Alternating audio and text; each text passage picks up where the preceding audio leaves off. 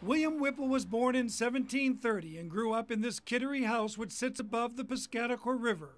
He was from a prominent family which put him to work in the family business.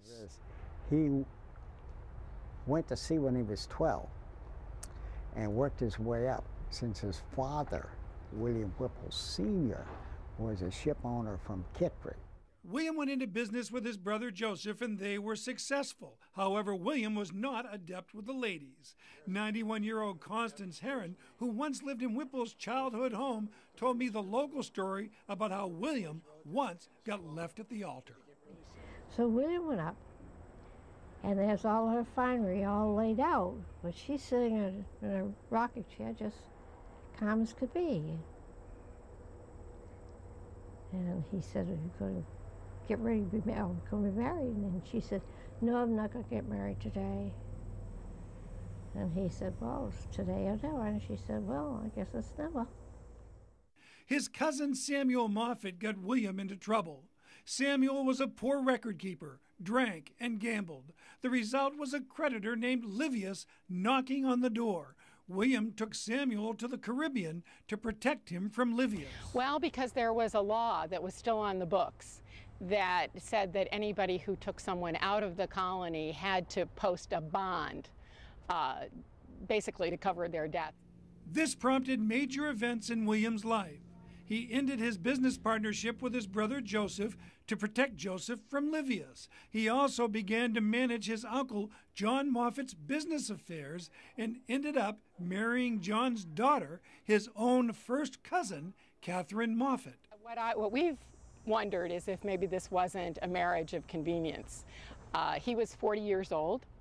She was 34, 35. We don't have a precise birth record for her, but she was certainly a spinster, and we think that perhaps since Samuel was the cause of the end of William's involvement in his business, that his uncle may have said to him, "You know, why don't you just marry Catherine? I'll take care of you for the rest of your life. Just live here, help me in my business, and then we can forget about this Livius thing." Dr. Barbara Ward is executive director of what is now Moffett Ladd House in Portsmouth. The gorgeous Georgian mansion is shaded by a beautiful horse chestnut tree which Whipple planted. It is a splendid place to learn William Whipple's story. We learned that Whipple's marriage and new business arrangement with his uncle gave him the financial power and the freedom to pursue personal passions, the greatest of which was independence from England. He became a political leader in New Hampshire and was elected to the Continental Congress. In his letters, you get a real sense of a man who is passionate, and in other people's commentary on him, you get the impression that he's well respected.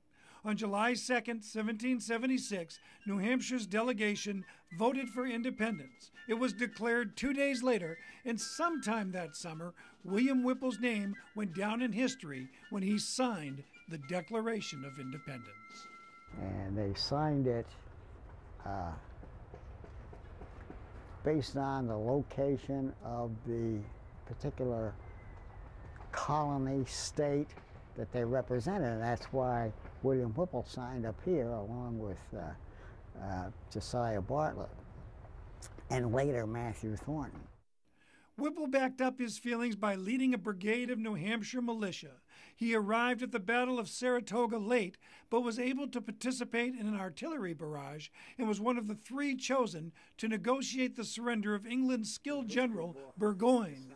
The victory was key to American independence. Andy Melville is a museum director. The victory by the American cause brought the French in to formally support. Prior to that time, the French had surreptitiously been providing supplies.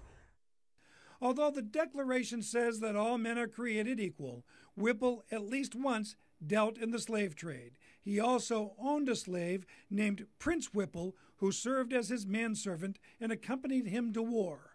William changed his opinion on slavery and freed Prince in 1781. Like many other people at the same time, they realized that their rhetoric showed what hypocrites they were. I mean, they realized that enslaving other people was not right.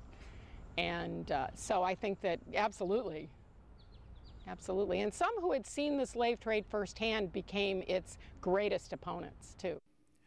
Whipple eventually left his military command and also retired from Congress. He became a highly respected judge in New Hampshire, but was plagued by heart problems. He died in November of 1785 at the age of 55. He is buried in Portsmouth's North Cemetery and is remembered as a conscientious and capable man who helped liberate our country with heart, mind, and hand.